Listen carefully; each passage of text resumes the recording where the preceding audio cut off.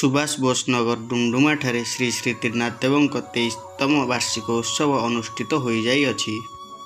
आईगिणिया पोखरी ठारू कलश रे पानी उठाई कलश यात्रा आरंभ होइथिला। एही कलश यात्रा रे पुरुषों समेत शताधिक महिला अंशग्रहण करथिले।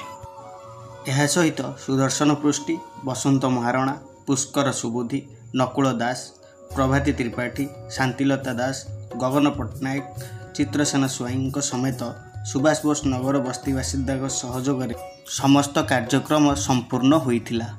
एही कलश यात्रा रे बहु भगवान प्रेमी मध्य योगदान करथिले।